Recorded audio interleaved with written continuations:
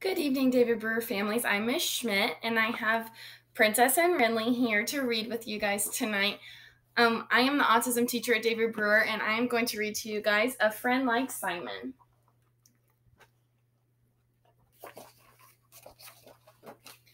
Hi, my name is Matthew, and I would like to tell you a story about a friend of mine. His name is Simon.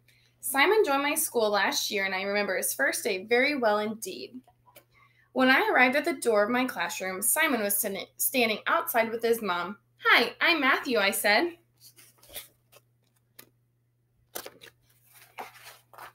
Simon's mom gave me a big smile. "It's nice to meet you, Matthew," she said. "Simon, would you like to say hello to Matthew?" she asked. But Simon just turned away and looked at the ground. Our teacher told us that Simon would be joining our class that year. He would take part in most of our lessons, but sometimes he would get help with his work from a special teacher, too.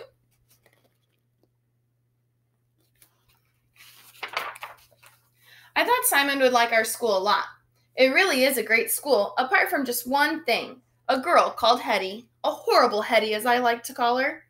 Hetty was always pushing her way to the front of the line at lunch. "I'm next," she'd say when it was someone else's turn, and then she would make a horrible mean face.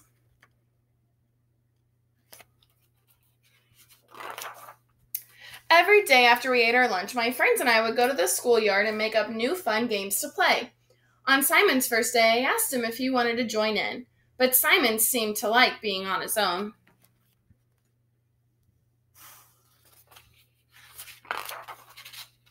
As time went by, I noticed how Simon acted a little differently from the other boys and girls in my class. Sometimes he would get upset about something small, like someone bumping into him by accident. No one could understand why, or even when, or even what he was upset about. Simon always liked to arrange the books and pencils on his desk in the same way every day. He didn't like it very much when anything changed at all. Sometimes he would get upset about things like the school bell ringing or having to move seats.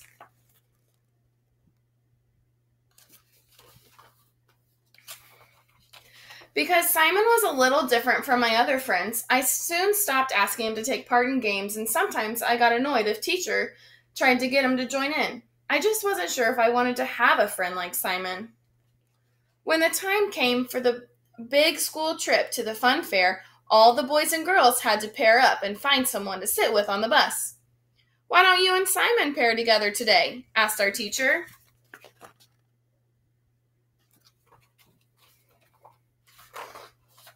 So Simon and I sat together on the way to the fun fair. Simon took out his sandwiches. "Do you like sandwiches?" I asked him. "Do you like sandwiches?" he repeated. And then he handed me his lunchbox to share them with me. "Thanks, Simon," I said, but Simon was busy looking out of the window. Later that day, while Simon and I were waiting in the line for our ice cream, horrible Hetty marched over to the ice cream van. "I'm next," she said in a mean voice.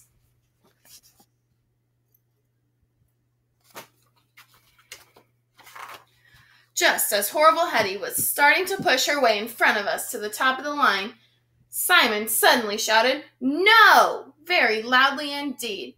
Hetty got such a fright her pigtails flew up in the air. She quickly turned around and ran off. "Thanks, Simon," I said.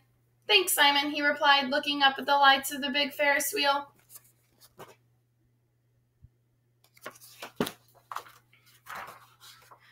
From that day onwards, I always made sure to ask if he wanted to have lunch with me or play a game during break time.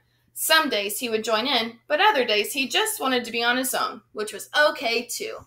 The other boys and girls in school soon learned that even though sometimes Simon acted a little differently from us or didn't have a lot to say, he was just the same as everyone else in our school.